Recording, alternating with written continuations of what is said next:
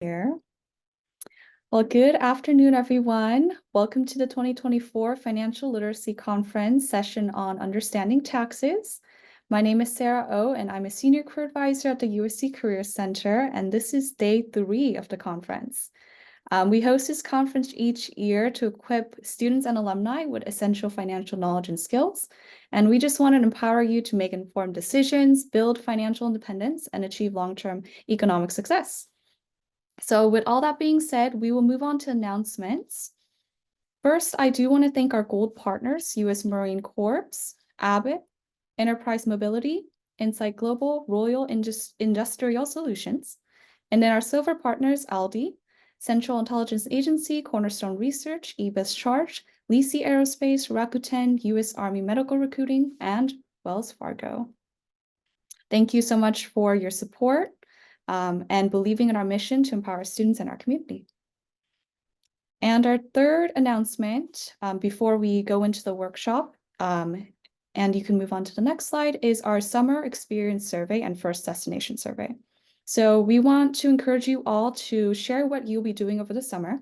So if you're first, second, or third year returning in fall 2024, whether you have an internship lined up or if you're studying abroad, or even if you don't have an internship, we encourage you all to fill out the survey. And especially if you don't have an opportunity lined up, we want to help you find one. So once you fill it out, you'll not only be entered into an opportunity drawing, which you'll have an opportunity to receive a $75 Amazon gift card, but you will also be contacted personally by one of our advisors on our team, and they'll be able to assist you in finding opportunities for the summer. So please go ahead and scan the QR code. And if you're graduating this year, so class of 2024, we also have a survey for you called First Destination Survey. And we are doing an opportunity drawing here as well. So a gift card between $50 to $100 and Apple AirPods.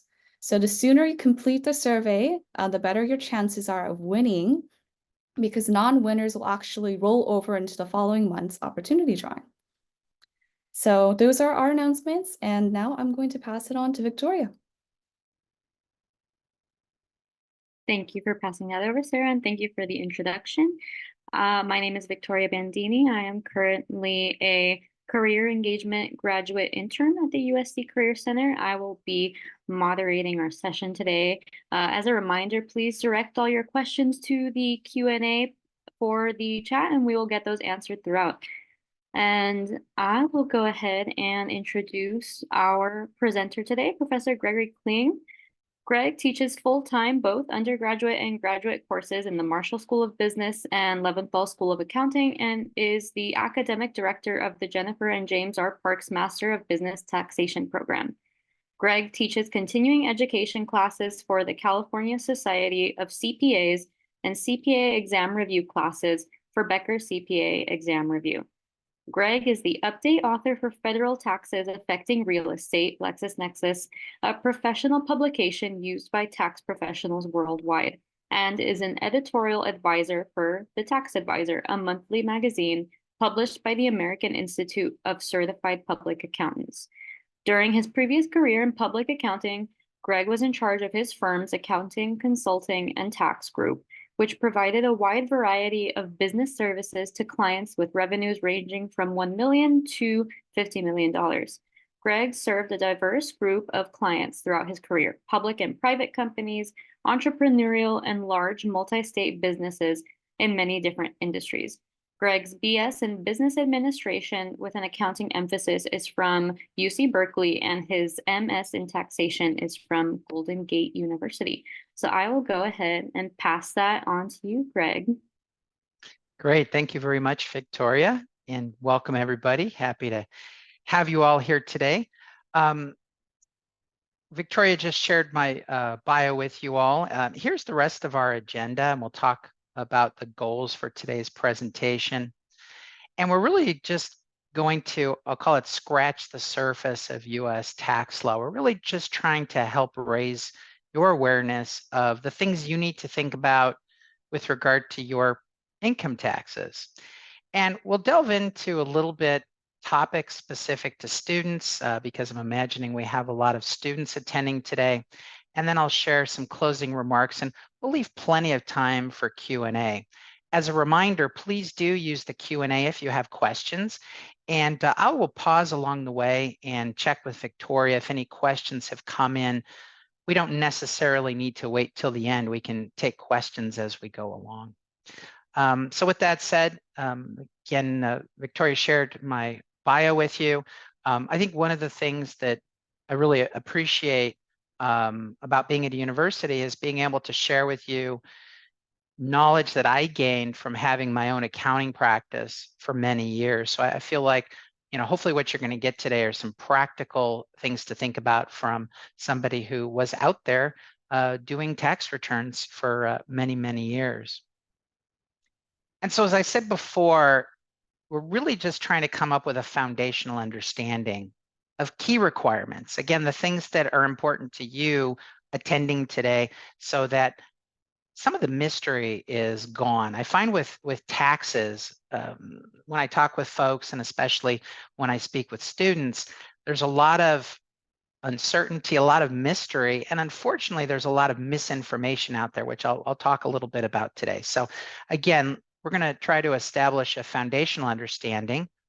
As I mentioned earlier, discuss specific topics that apply to students. And if there are any international students attending today, feel free to ask your questions as well. We can talk both about domestic students and international students, and then just some more additional general information.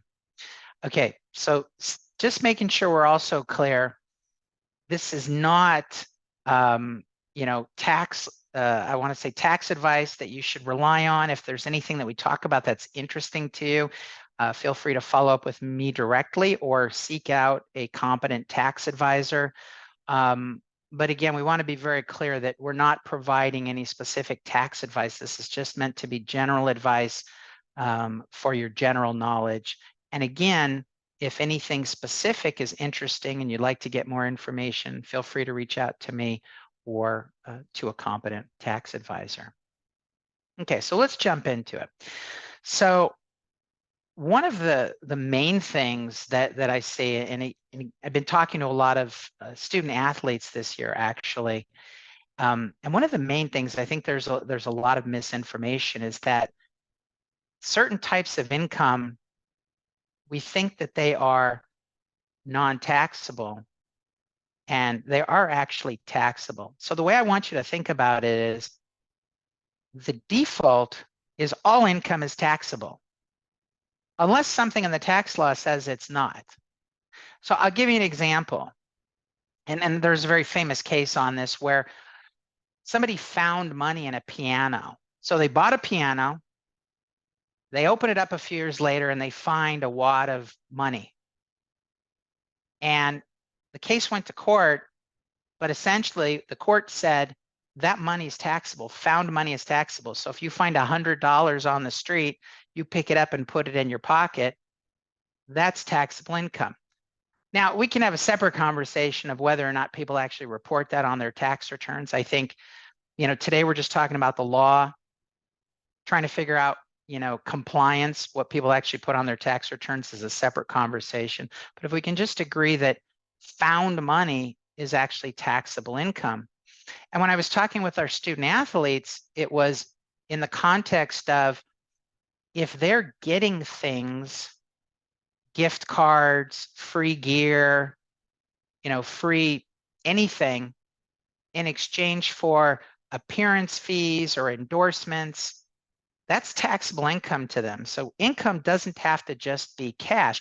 And in fact, to give you another example, for any of you who like to watch the award shows, you'll notice that they talk about in the news that the presenters, presenters for all the different categories, they get what's known as the swag bag. And it's got a lot of things in there. And it's usually, high-end beauty products and clothing and trips and all sorts of things. Well, those swag bags are taxable to the presenters. So maybe you knew that already, but if you didn't, the idea is everything is taxable that you receive unless there is something in the tax law that says it's not. And here's some examples of things that are in the law not taxable. So one is gifts. So if a close family member, let's say your parents, give you a gift, that's not taxable. But you got to be careful with that one, because I think people misinterpret what a gift is. So for instance, if I go to a student athlete, and I actually did this in a workshop, and I give them an Amazon gift card in exchange for them taking a selfie with me, and I say, hey, thank you for taking a selfie with me. Here's a gift of an Amazon gift card. I can call it a gift, but that's taxable income, because I asked them to take a selfie because they were on one of our athletic teams. And again, I think the students were very surprised. We did a workshop around this, and they were very surprised. Well, if you call it a gift, why isn't it a gift? It's because a gift comes from, like, think of a family or a friend relationship, somebody just being generous with you just because they want to be generous with you. Other categories applicable to students: scholarships. Scholarships are typically non-taxable if you spend it for tuition, fees, and books, and required equipment. If any of you out there are resident assistants, you're living in the dorms, you get free room and board in exchange for being the resident assistant on a particular floor. There's actually a provision in the tax law that says your wages and your meals are non-taxable. And then uniforms given to student athletes are also non-taxable. So we're not covering all the categories. What we're really just trying to say is the categories of non-taxable income are limited. So just be mindful of that. And where we say that everything is taxable unless there's a provision in the tax law that says it's not, the opposite holds true for deductions. Nothing is deductible unless there's something in the tax law that says it is. And I'll just come right out and give you an example. So I was talking with a student yesterday, and we were talking about tax planning strategies. And I asked him, well, where did you get that idea? That's completely false. And he said, well, I got it from a TikTok video. Now, this is not a criticism of TikTok. That's not my point here.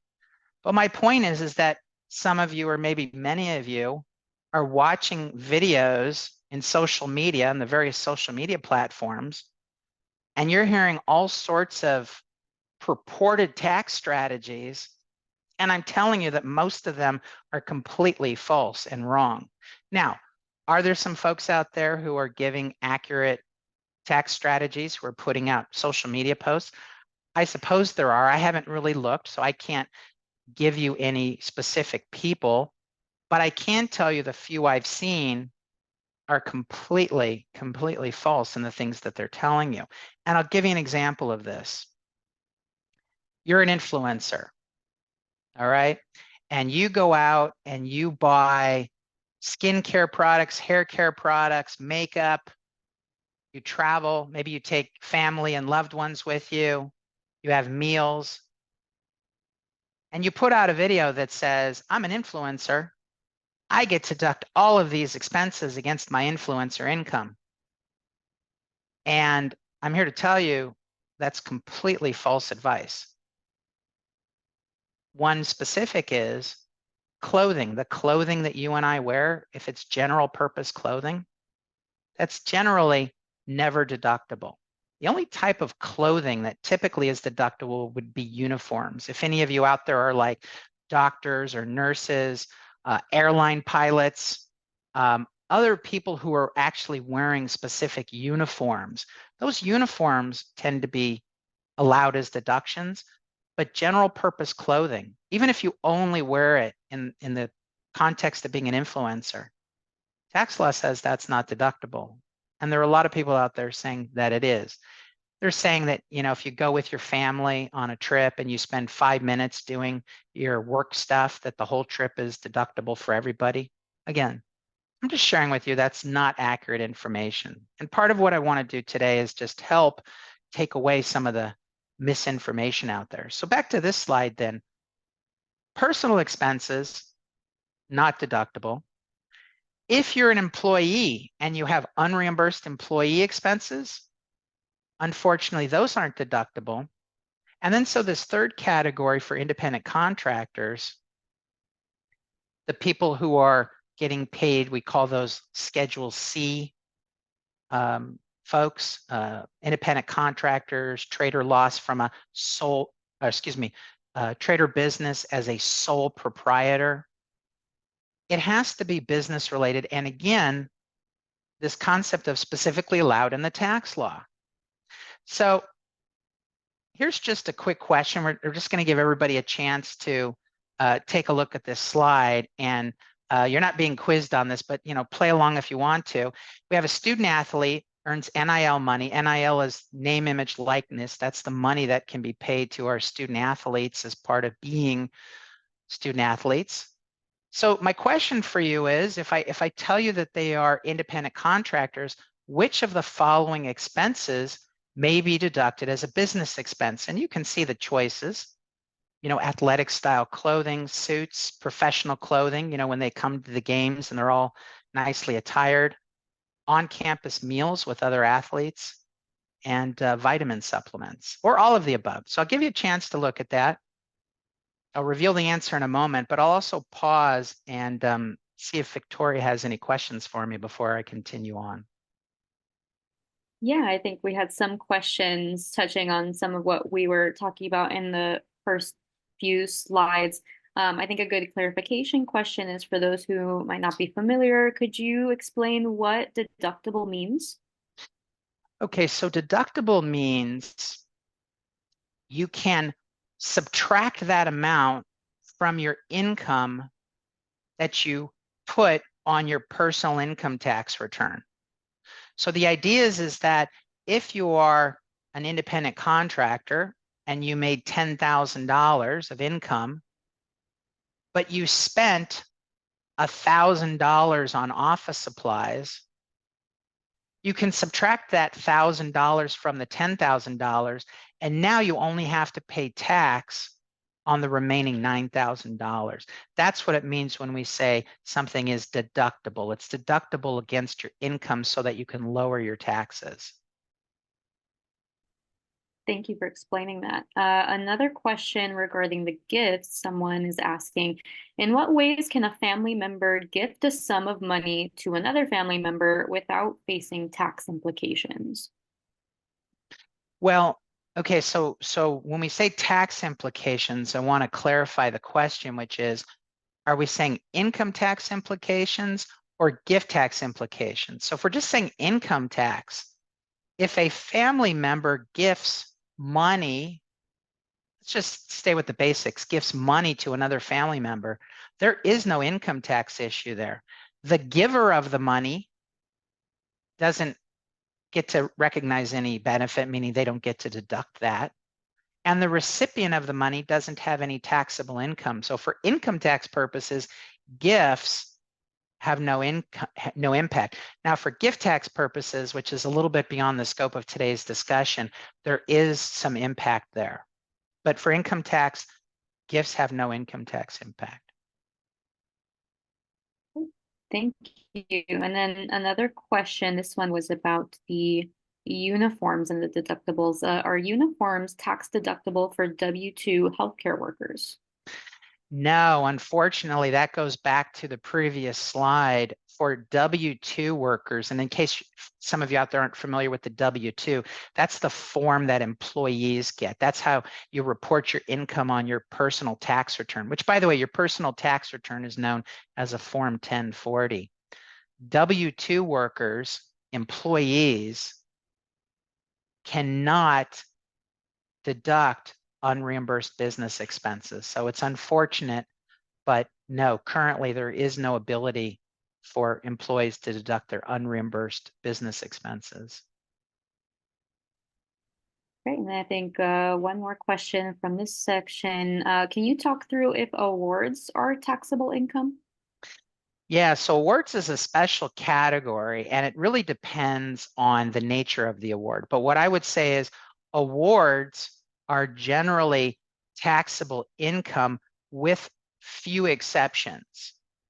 So, let's say that you get an award, but we're calling it an award, but it's a scholarship. I'm just thinking now for a student. So they say you're getting some sort of award, but it's really the underlying thing you're receiving as a scholarship. Well, scholarships are tax-free money, tax-free income, as long as you spend the monies on books, tuition, and other fees.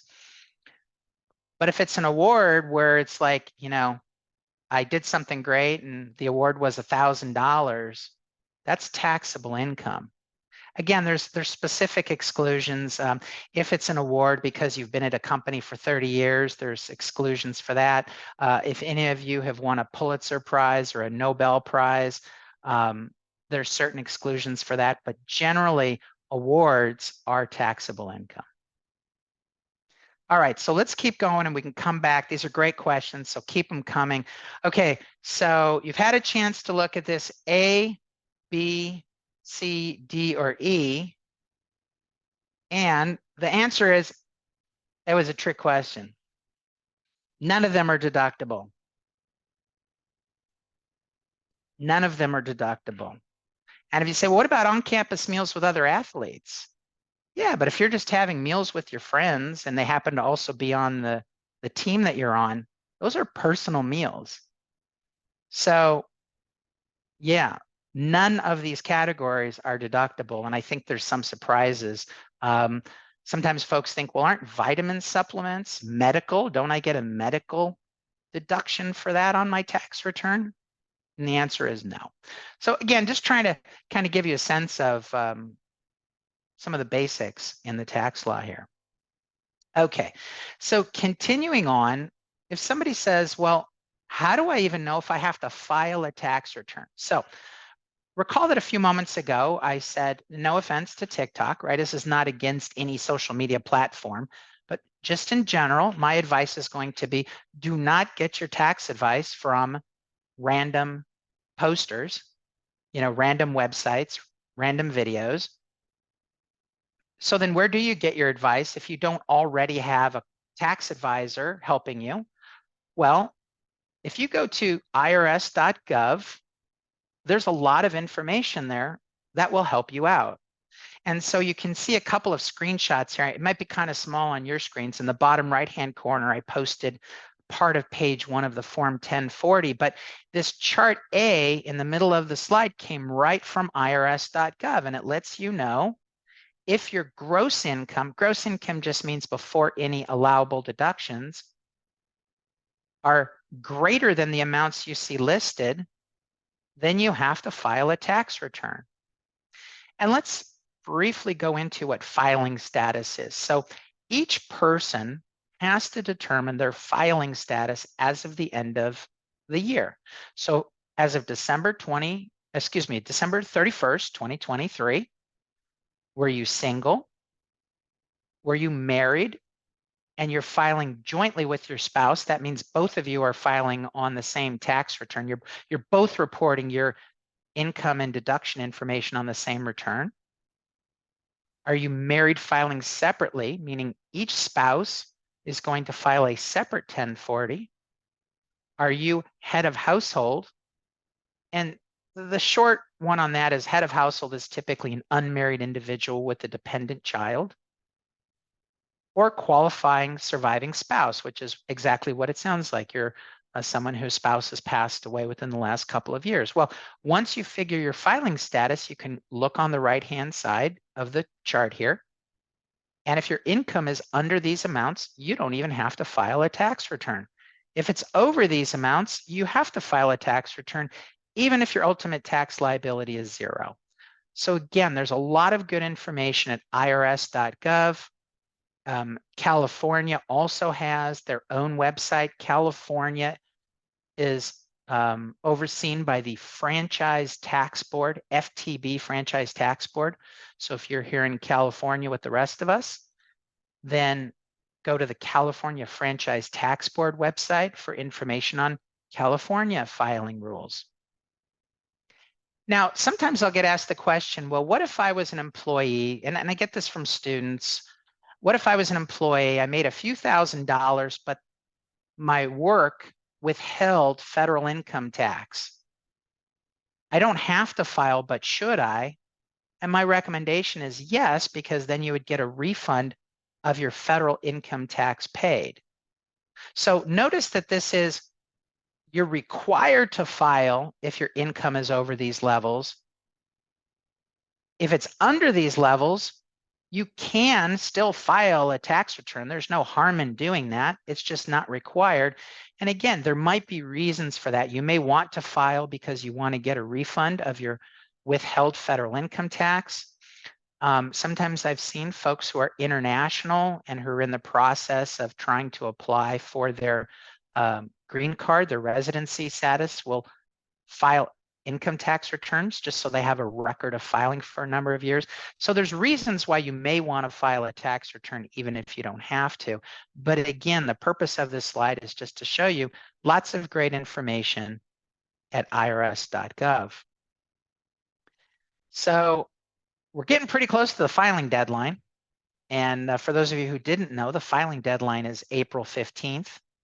And I apologize, I didn't check to see this year if there's a holiday where it gets pushed to the 16th. So I'm going to go under the assumption it's April 15th, but if you need to know the exact day, definitely if you go to the irs.gov website, they'll confirm whether it's the 15th or 16th. But I'm going to go with the 15th. And one of the I'll call it items where there's a lot of misinformation. And yes, unfortunately, I've seen people post videos on this, is they say, well, if you can't pay your projected tax liability, if you know you're going to owe taxes, but you can't pay it now, file an extension, and then you have until October 15th to pay your money and file your tax return. And I'm here to tell you that that is completely false information. An extension is only to file the forms. It gives you an additional 6 months to file the 1040, the Form 1040, with the IRS. You can also do a California extension. By the way, the California form is a 540. But you must estimate and pay in your tax liabilities by April 15th. If you don't, you will be subject to penalties and interest. And depending on how much your underpayment is, if let's say if you pay in nothing and you file by October 15th and you owe money, your penalties could be as great as 25% of your tax liability. Imagine that your tax liability was $1,000. Now you have to pay $1,250 because you didn't pay by April 15th. So again, part of what I'm trying to do today is just to help you understand the basics and counteract some of the misinformation. So again, the extension on April 15th is only to file the paperwork. The government, both the IRS and the states, again, I'm assuming you're here in California, so IRS in California, they want their money by April 15th, okay? Now, yes, there's things like payment plans, et cetera, which is beyond the scope of our discussion today. So if somebody says, well, what if I can't pay the whole thing? Yes, the IRS offers payment plans, as does Franchise Tax Board. My point here is just saying people who tell you file an extension and then you don't have to pay your taxes till October 15th. That's absolutely 100% not true. Topic specific to students, and this may be applicable to some of you out there who are non-students, the W-2 employee versus independent contractor. And we already had a question on that, right? We had a question on uniforms paid for by W-2 employees, not deductible. So first of all, an independent contractor should receive a 1099-NEC form. Now, a question that I will get sometimes is, well, what if I worked for somebody and I only made $200 and they don't provide me with a 1099 NEC, because 1099 NECs, people only have to give those to you if they paid you more than $600. So people will say, well, I only made $200. I didn't get a 1099 NEC. Do I have to report it? And the answer is absolutely. Whether you received a 1099-NEC or not, you must report all of the income that you earned. So the other thing with being an independent contractor, and again, I'm addressing those of you who might be student athletes out in our audience today, or just those of you who are independent contractors, be mindful of you're paying income tax, but you're also paying Social Security tax. What do I mean by that? Well, when you're an employee, half of the Social Security tax is paid by you. It just comes right out of your paycheck. And half of the Social Security tax is paid by your employer. When you are an independent contractor, again, I'm using the terms Schedule C, sole proprietor. Those are all interchangeable terms. When self-employed, that's another one. When you're an independent contractor, you're actually paying both halves of the Social Security tax. And it starts at a little over 15%. So I'm just saying that when you are estimating what your tax liabilities are going to be, for those of you out there who are independent contractors, and you're estimating what you think you're going to owe, you have to take your federal and state income tax and add another 15% on top of that, because you're paying both halves of the Social Security tax as a self-employed person. That's something I've seen surprises people. And again, that's why I'm sharing with you today. For those of you who might be international students, we have to now look at if there's any tax treaties between your country of citizenship and the United States. So far we've been talking about if we are US people, and by the way, for tax purposes, US people are either US citizens or permanent residents. If we're not a permanent resident, then that's called a non-resident. So if you're an international student and you are a permanent resident, which by the way, you can become a permanent resident and not have a green card. It's based on the number of days you are here in the United States. So if you're an international student who's a permanent resident, for tax purposes, you're taxed as a US person, even if you're on an international visa. A lot of students I've spoken with are on F1 visas. So if you're on an F1 visa, but you've spent, years in the United States, you may, for tax purposes, be considered a permanent resident, even though for immigration purposes, you're on an F1 visa. Okay, but let's say you're an international student, or any of you out there who just might be a non-resident of the United States. We have to go beyond the US tax law and look at, are there treaties between the United States and your country of citizenship?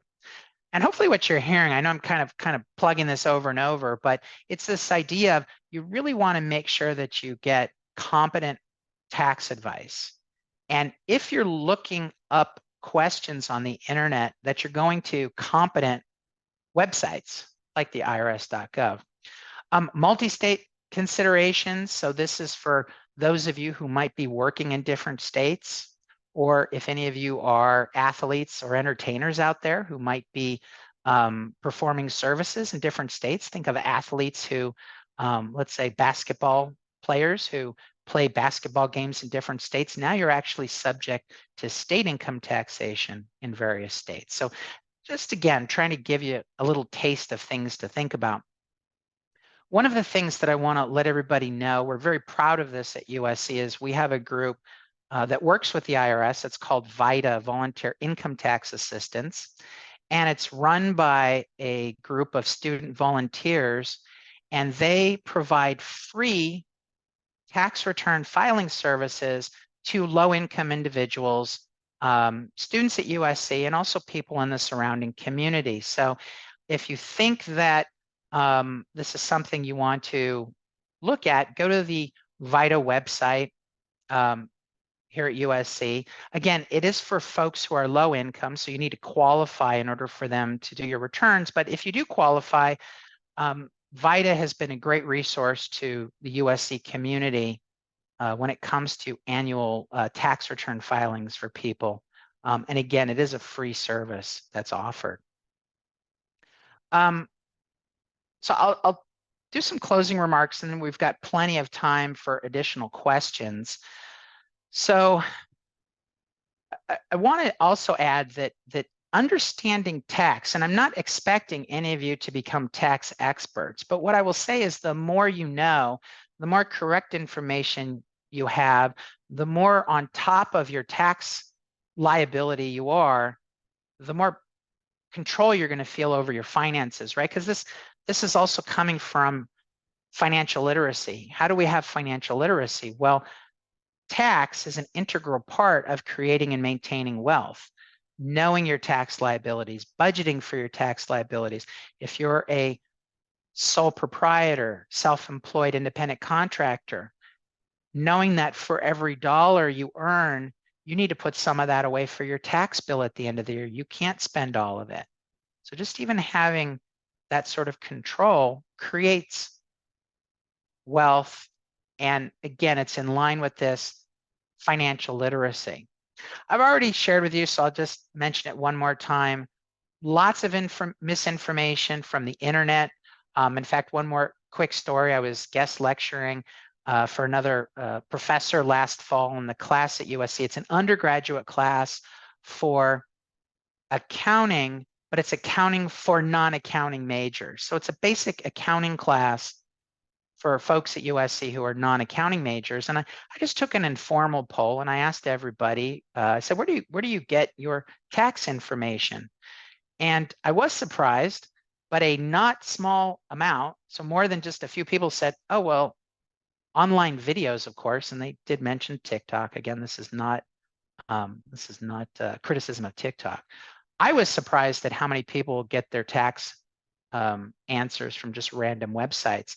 Well, then on top of that, you'll have your friends and your family tell you the craziest things.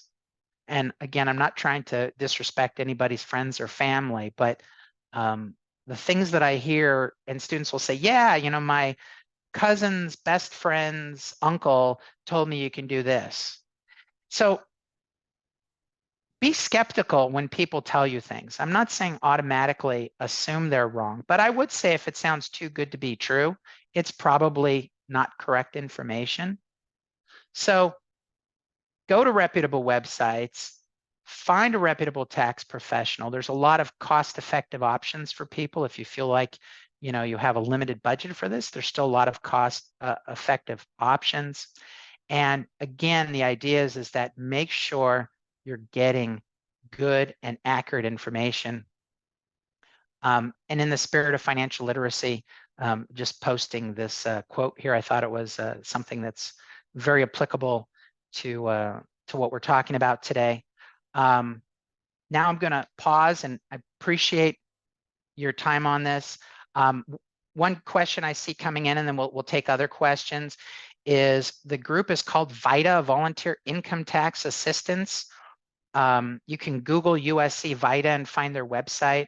And of course, if you want more information, you can check in with the USC folks and they can direct you to the right people for that. And again, VITA is meant for low-income individuals, and typically they're servicing USC students and people in the surrounding community. So with that said, I will go back to Victoria and see what additional questions we might have for the rest of our time here today. Great, thank you for all that information. I will go ahead and start with a question about, is it safe for undocumented folks without a social security number to do their taxes on their own?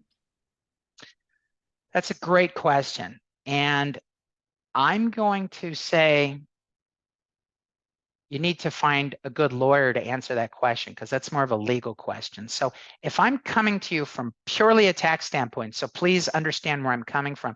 If I talk to you from purely a tax perspective, everybody is required to report their United States income.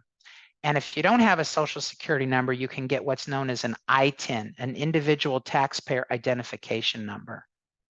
But really the rest of your question is more of a legal question. And because I'm a CPA and not a lawyer, I'm going to leave it at that and say I think you should find appropriate legal counsel to give you a better answer.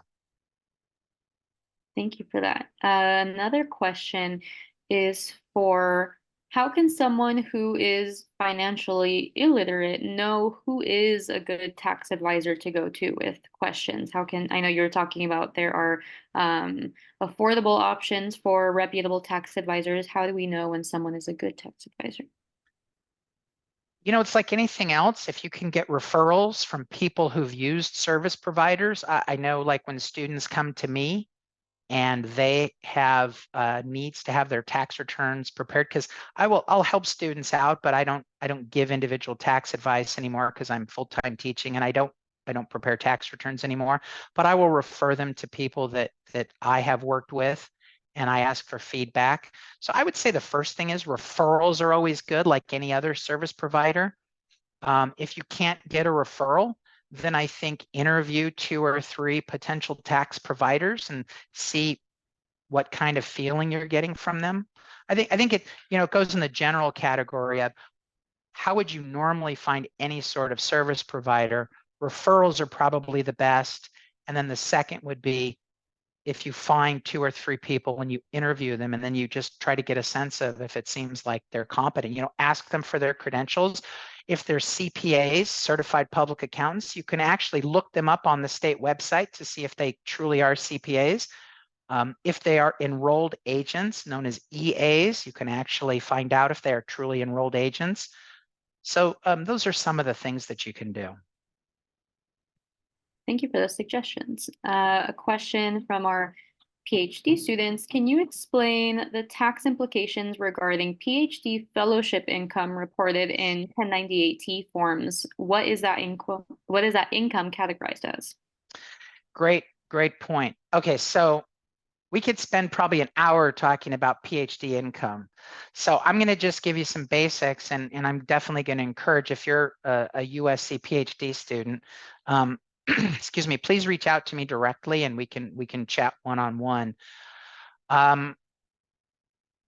If it's a fellowship that's offset against tuition, then essentially how the university is going to report it. And I'm just giving kind of a generic answer. Each person's circumstances might be slightly different. So this is the generic answer. Again, whoever asked the question, if you want to talk more deeply, just reach out to me directly.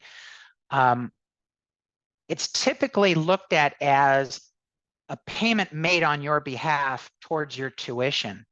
Now, the tricky part is, well, what if those payments are greater than your total tuition payments? Do you have taxable income? Perhaps. If these payments are made because you are required to work, could that make them taxable? Perhaps. So again, I'm giving you sort of the general answer that generally it's looked at, that's why it's on the 1098-T, the tuition form, as payments made on your behalf towards your tuition. But depending on your specific circumstances, it could actually be taxable. Thank you. And a few questions along this line came up. When is it better to file separately if you are married? Okay, so I'm smiling because it's kind of a loaded question, but the first thing is, if your spouse's finances are a mess and you just don't want to deal with it. I had a client who said, my husband's finances are a mess. He's going to declare bankruptcy. I don't want to deal with it. So I know that can happen with folks. Again, a little bit beyond our discussion today, but one of the things I just want to put out there, just as something for you to know, is if we're here in California, which I am, assuming you are, California is what's known as a community property state. So there's about 10 states, primarily in the West, that are known as community property states. So the issue with married filing separate in those states, which includes California, is it's not as simple as, I want to do married filing separate. So the one spouse reports all of their income and deductions, and the other spouse reports all of their income and deductions, and everything's kept separate. It's not that simple in California because we're known as a community property state. And what it stands for, and if any of you are lawyers out there, I'm admitting I'm oversimplifying the community property rules with what I'm about to say, but just for purposes of today, I'm going to say in a community property state, the idea is what's yours is mine and what's mine is yours.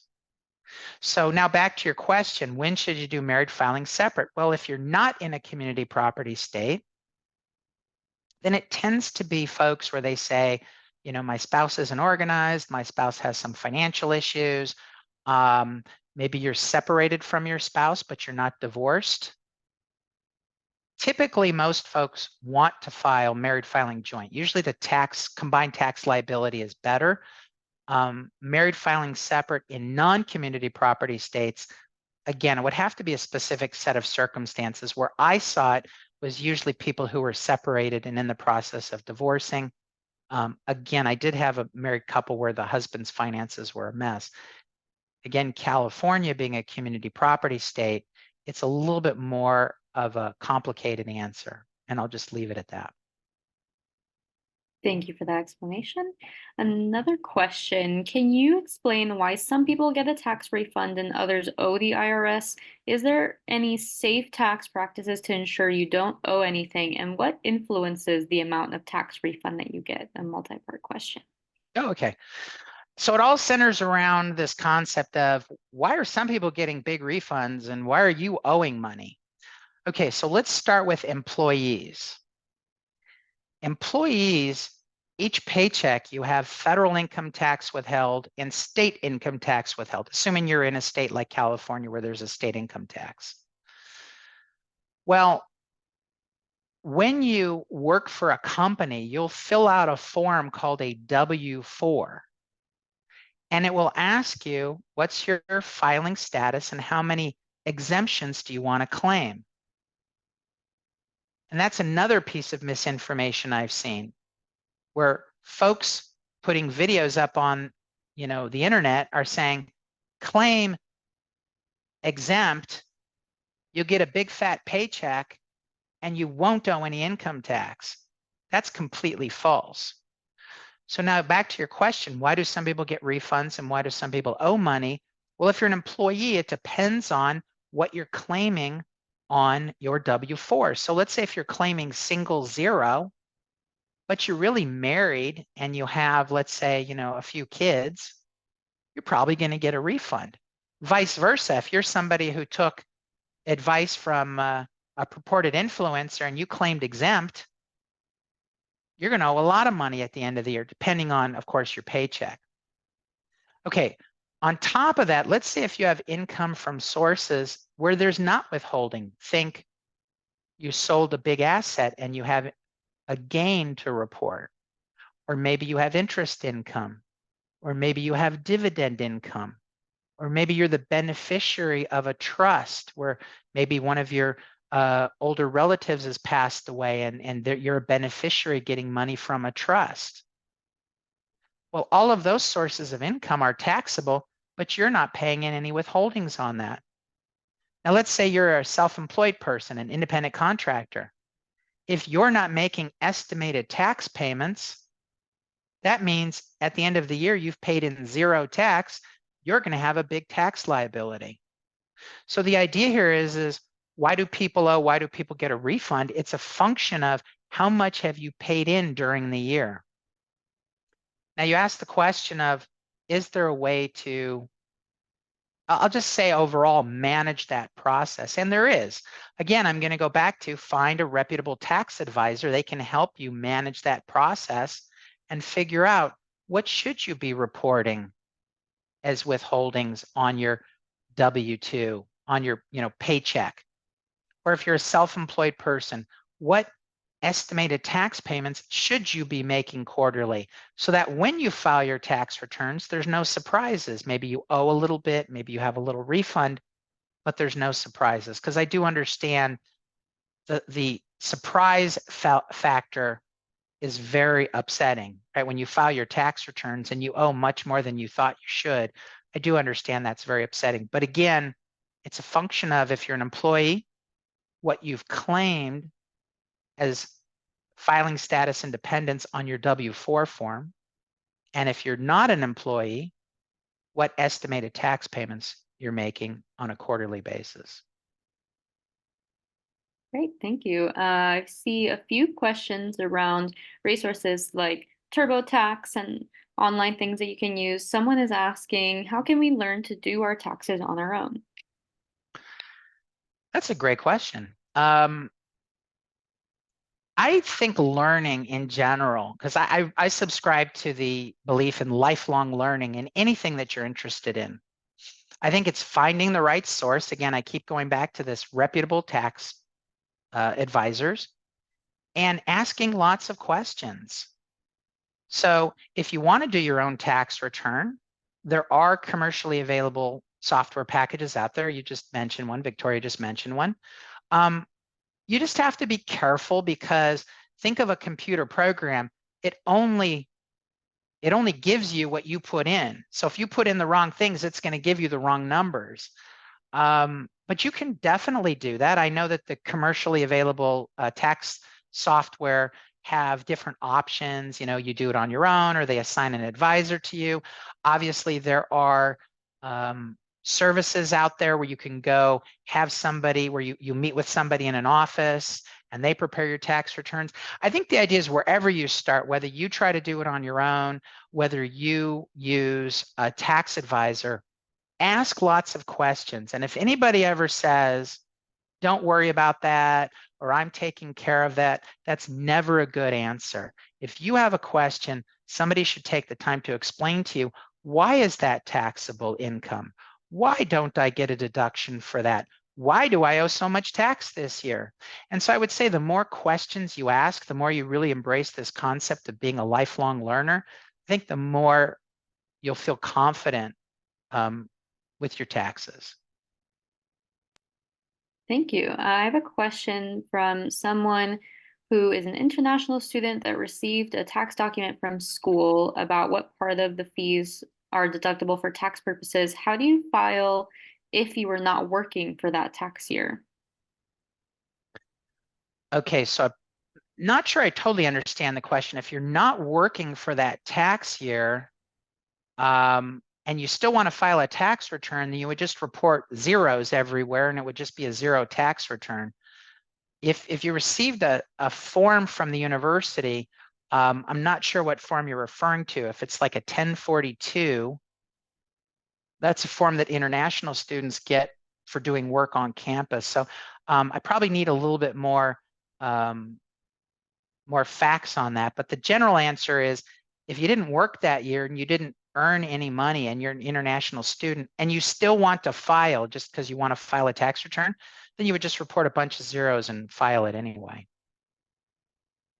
Thank you. And then is the non-US income for international students from their parents taxable? Okay. So, and I'm sorry, Victoria, did you say international or non-international student? International students, right? International students and non-US. Non-US income. Okay. Well, that goes back to this concept of you're an international student, you're probably on an F1 visa, but that's for immigration purposes. For tax purposes, it's a different conversation.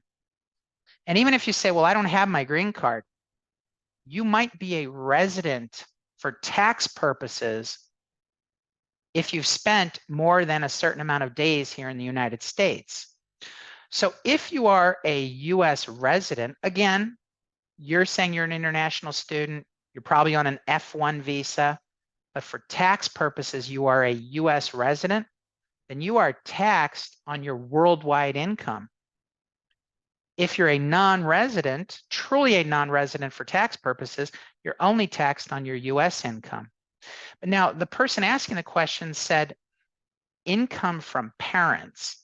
And the reason that gives me pause is, are you saying your parents gave you gifts?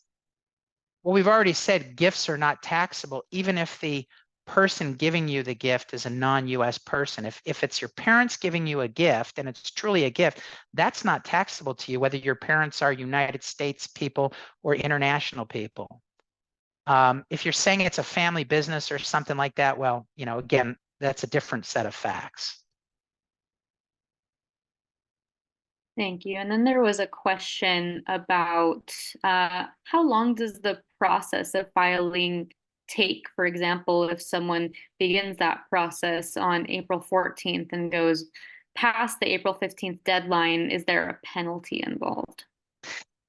Yeah, so the penalty is if you owe tax. So if you only owe a little bit of tax, let's say you finish on April 20th and you owe $100 of tax, you're probably not going to have any penalties, or if any, very minimal. But let's say you prepare your tax return, you file it on April 20th, and you owe $1,000 of tax.